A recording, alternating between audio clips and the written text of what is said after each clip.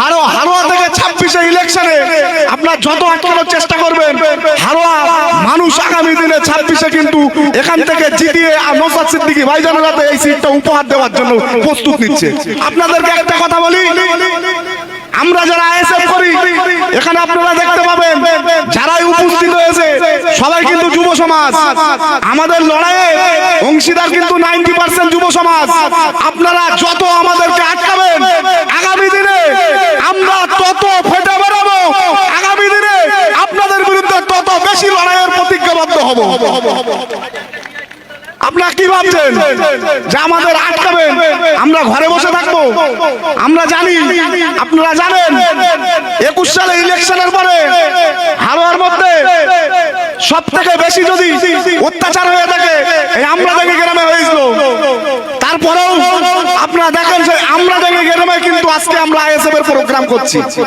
সুতরাং আগামী দিনে আমরা এই আমরা দেখে গ্রাম থেকে এবং হারোয়া থেকে 26-এ ইলেকশনে আপনারা যত আটকানোর চেষ্টা করবেন, হারোয়া মানুষ আগামী দিনে 26-এ কিন্তু এখান থেকে জিতিয়ে নওশাদ সিদ্দিকী ভাইজানের হাতে এই সিটটা উপহার দেওয়ার জন্য প্রস্তুত নিচ্ছে।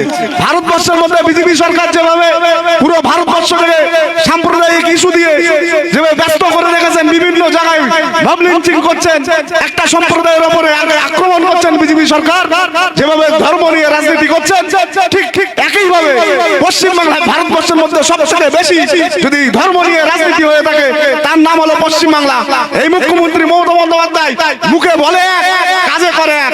এই মুখ্যমন্ত্রী মমতা বন্দ্যোপাধ্যায় বলেন যে আমরা ধর্ম নিয়ে রাজনীতি করি না, কিন্তু পশ্চিমবাংলার মুখ্যমন্ত্রী সবচেয়ে বেশি ভারতবর্ষের মধ্যে যদি কোনো মুখ্যমন্ত্রী থেকে থাকে তিনি হলো মুখ্যমন্ত্রী মমতা বন্দ্যোপাধ্যায়। তিনি সবচেয়ে বেশি ধর্ম নিয়ে রাজনীতি করেন।